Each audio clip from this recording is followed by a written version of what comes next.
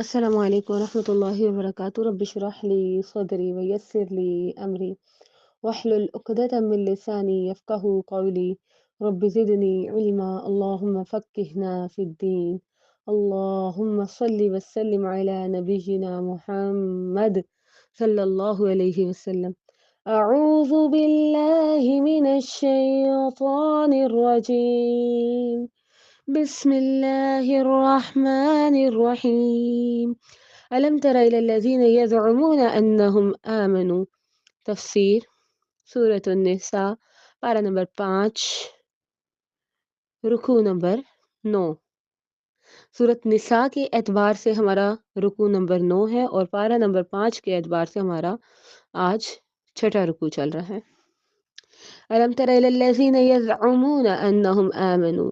اے نبی آپ نے ان لوگوں کی حال پر غور کیا جو دعویٰ تو یہ کرتے تھے کہ جو کچھ آپ کی طرف نازل کیا گیا ہے وہ اس پر ایمان لائیں گے، اور اس پر بھی ایمان لائیں گے جو آپ سے پہلے اتارا گیا تھا، مگر وہ چاہتے یہ ہیں کہ اپنا مقدمہ طاغوت کے پاس لے جائیں، حالانکہ انہیں حکم یہ دیا گیا تھا کہ وہ طاغوت کے فیصلے پر سر تسلیم خم نہ کریں، اور شیطان تو یہ چاہتا ہے کہ انہیں گمراہ کر کے بہت دور لے جائے۔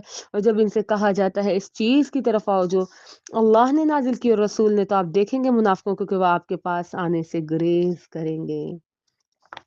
تو یہاں پہ اللہ تبارک و تعالی نبی صلی اللہ علیہ وآلہ وسلم سے کہہ رہا ہے کہ آپ نے ان لوگوں کو دیکھا جو دعویٰ یہ کرتے تھے کہ اللہ اور اس کے رسول پر ایمان لائیں، پہلی کتابوں پہ بھی، مگر اپنا مقدمہ طاغوت کے پاس لے جاتے تھے۔ مطلب کہ دعویٰ مسلمانوں سے تھا لیکن حقیقت میں منافق تھے۔ طاغوت کا مفہوم میں نے آپ کو پہلے بتا دیا، سرکش قوتیں۔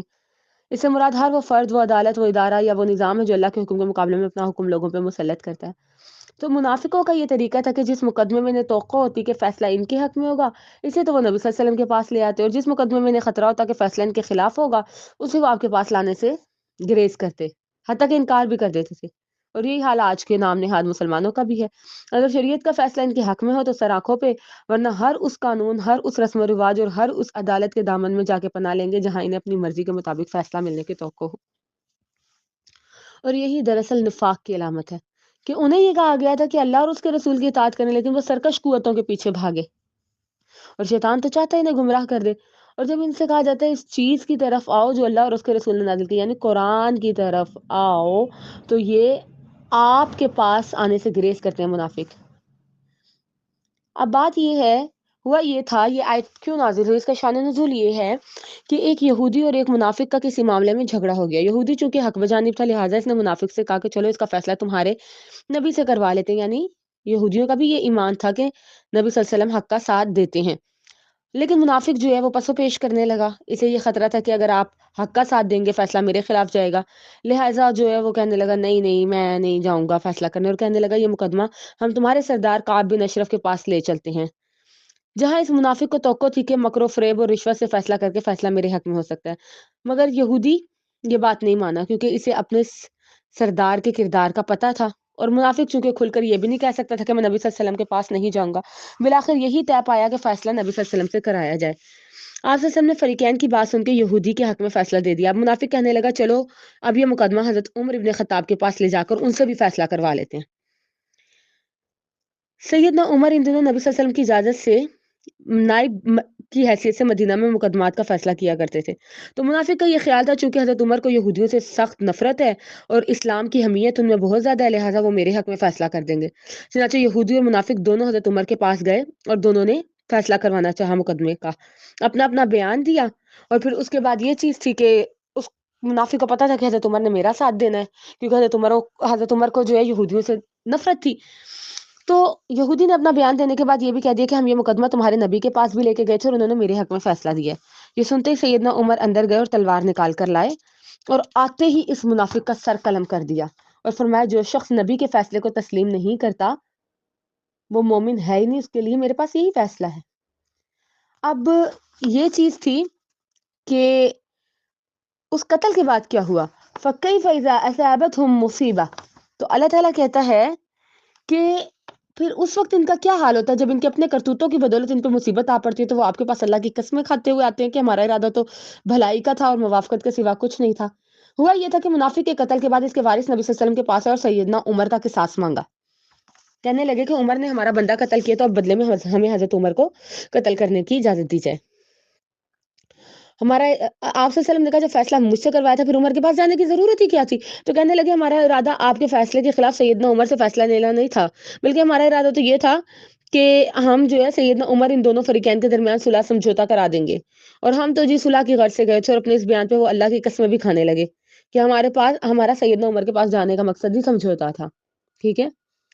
اولئک الذین یعلم اللہ، اللہ کہتا ہے کہ ایسے لوگوں کے دلوں میں جو کچھ ہوتا ہے اسے اللہ جانتا ہے، تو آپ ان سے اعراض کیجیے اور نصیحت کیجیے اور ایسی بات کیجیے جو ان کے دلوں میں اتر جائے.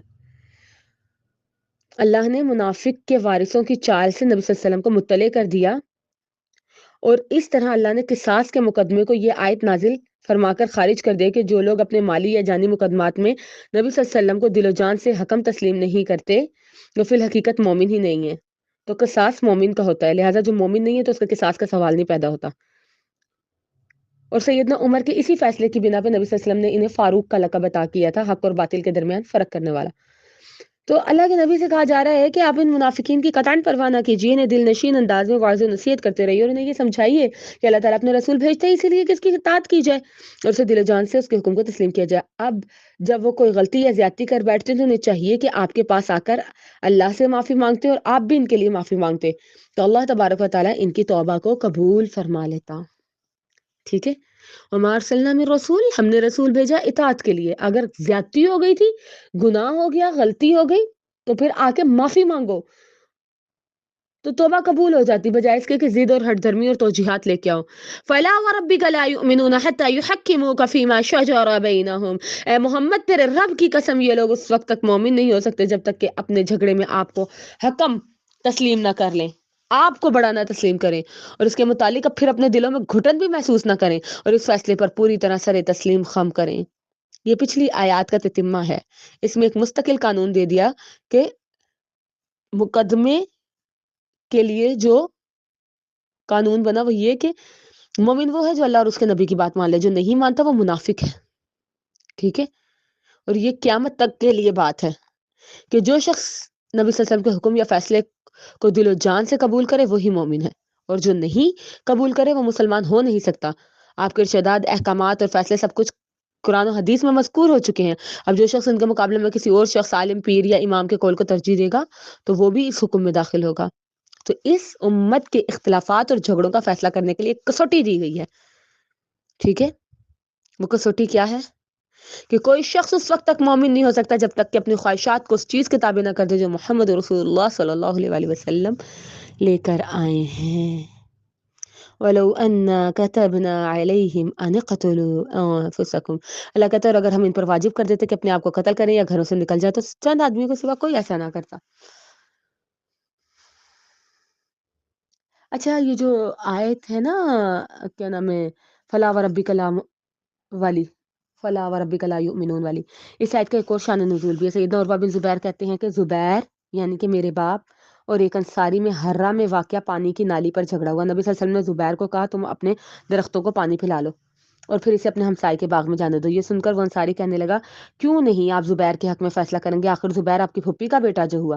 اس پر آپ صلی اللہ علیہ وسلم کا چہرے کا رنگ متغیر ہو گیا اور آپ کو سخت دکھ پہنچا اور آپ نے زبیر کو کہا زبیر اپنے کھیت کو پانی پلاؤ جب تک پانی منڈیروں تک نہ پہنچ جائے اس کے لیے پانی نہ چھوڑو. یعنی جب انصاری نے آپ کو غصہ دلایا تو پھر آپ نے زبیر کو اس کا پورا حق دلایا، جبکہ آپ صلی اللہ علیہ وسلم کے پہلے حکم میں دونوں کی رعایت تھی. زبیر کہتے ہیں میں یہ سمجھتا ہوں کہ یہ آیت اسی مقدمے کے لیے نازل ہوئی ہے. ٹھیک ہے. تو اللہ تبارک و تعالیٰ کہتے ہیں ایسے منافقین جو رسول کے فیصلہ کو قبول کرنے پر آمادہ نہیں، اگر ہم کسی بنا پر ان پر قتل واجب کر دیتے جیسے کہ بچڑا پوجنے والوں پہ قتل واجب کیا تھا، یا ہم انہیں مدینہ سے کسی اور جگہ نکل کر نقل مکانی یا ہجرت کو کہتے تو تیرے رب کی قسم یہ اس قسم کی قربانیاں نہیں دے سکتے تھے. اگر یہ لوگ اللہ اور اس کے رسول کے احکام کے سامنے سر تسلیم خم کر دیتے تو ان کی منزل مقصود قریب تر ہو جاتی اور یہ فائدے میں رہتے، یہ دنیا میں بھی باوقار زندگی گزارتے اور آخرت میں بھی انہیں بہت زیادہ اجر ملتا. ٹھیک ہے. وَإِذًا لَآتَيْنَاهُم مِّن لَّدُنَّا أَجْرًا عَظِيمًا، ہم انہیں بڑا اجر دیتے ہیں، ہم انہیں سیدھی راہ پر چلاتے. اور جو شخص اللہ اور اس کے رسول کی اطاعت کرتا ہے وَمَن يُطِعِ اللَّهَ وَرَسُولَهُ فَأُولَٰئِكَ مَعَ الَّذِينَ أَنْعَمَ اللَّهُ عَلَيْهِم مِّنَ النَّبِيِّينَ وَالصِّدِّيقِينَ وَالشُّهَدَاءِ وَالصَّالِحِينَ. تو جو اللہ اور اس کے رسول کی اطاعت کرتا ہے ایسے لوگ ان لوگوں کے ساتھ ہوں گے جن پر اللہ نے انعام کیا، یعنی انبیاء، صدیقین، شہداء، صالحین. اور رفیق ہونے کے لحاظ سے یہ لوگ کتنے اچھے ہیں. تو منعم علیہم کون ہے، کن پر اللہ اپنا انعام کرے گا.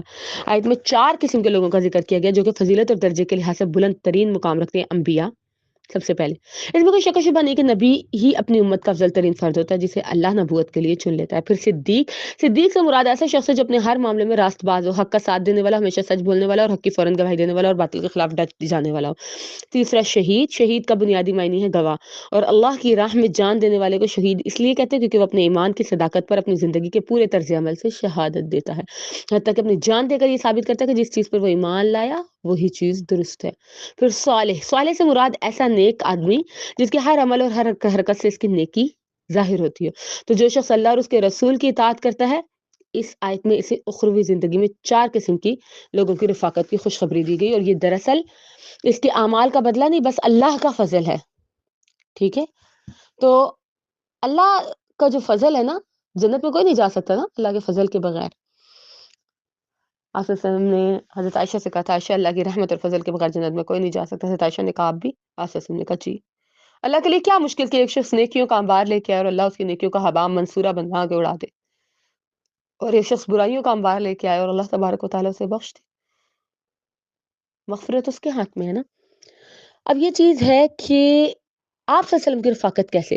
سیدنا انس بن مالک فرماتے ہیں ایک دفعہ میں اور نبی صلی اللہ علیہ وسلم مسجد سے نکلے تھے، دروازے پہ ہمیں ایک آدمی ملا اور کہنے لگا یا رسول اللہ قیامت کب آئے گی. آپ نے اسے پوچھا کیا تو نے قیامت کی کوئی تیاری کر رکھی ہے. وہ شرمندہ ہو گیا اور کہنے لگا یا رسول اللہ میں نے نہ کچھ لمبے چوڑے روزے رکھے، نہ نماز، نہ صدقہ، البتہ یہ بات ضرور ہے کہ میں اللہ اور اس کے رسول سے بہت محبت کرتا ہوں. آپ نے فرمایا تم قیامت کے دن اسی کے ساتھ ہوگے جس سے محبت کرتے ہو. سیدہ عائشہ فرماتی ہیں ہر نبی کو اس کے مرض میں اختیار دیا جاتا ہے، چاہے تو دنیا میں رہے اور چاہے تو آخرت کو پسند کرے. اور جب آپ صلی اللہ علیہ وسلم کو مرض الموت کا دھچکا لگا تو میں نے سنا آپ فرما رہے تھے مع الذین انعم اللہ علیہم، تو میں سمجھ گئی کہ آپ کو بھی اختیار ملا تھا اور آپ نے آخرت کے سفر کو پسند کر لیا تھا، انعام یافتہ لوگوں کے ساتھ کو چن لیا تھا. سیدنا ربی بن کعب اسلمی کہتے ہیں میں رات کو نبی صلی اللہ علیہ وسلم کے پاس رہا کرتا اور آپ کے وضو اور حاجت کا پانی لایا کرتا. ایک دفعہ میں آپ کو وضو کروا رہا تھا، آپ نے خوش ہو کر فرمایا مانگ، کیا مانگتا ہے. میں نے کہا میں جنت میں آپ کی رفاقت چاہتا ہوں. آپ نے فرمایا اس کے علاوہ کوئی اور بات بتاؤ. میں نے کہا میں تو یہی چیز بس مانگتا ہوں. آپ نے فرمایا اچھا پھر سجدوں کے ذریعے اپنے آپ پر یہ لازم کر لو کہ اس سلسلے میں میری مدد کرو، کیونکہ سجدہ ہی وہ عبادت ہے جس سے بندے کو اللہ کا قرب ملتا ہے. تو جو لوگ اللہ اور اس کے رسول کی رفاقت چاہتے ہیں وہ کیا کریں؟ سجدے.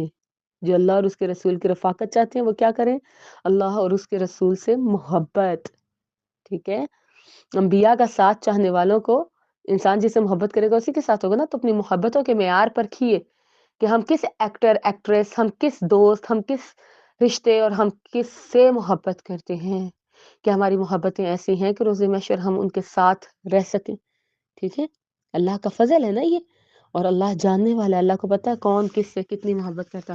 تو آج کی آیات میں ہمارے لیے بڑے سبق ہیں. ایک تو یہ کہ اپنی محبتیں ہم نے سیدھی رکھنی ہے، اور ایک یہ کہ نبی صلی اللہ علیہ وآلہ وسلم کی ہر معاملے میں ہم نے اطاعت کرنی، کوئی غلطی ہو جائے فوراً استغفار کرنا ہے.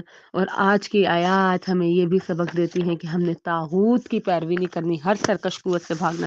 اللہ سے دعا ہے کہ وہ ہمیں قرآن و سنت کو سمجھنے اور اس کے پر عمل کرنے کی توفیق عطا فرمائے. سبحان ربک رب العزة عما یصفون وسلام علی المرسلین الحمد للہ رب العالمین. آمین یا رب العالمین. آمین.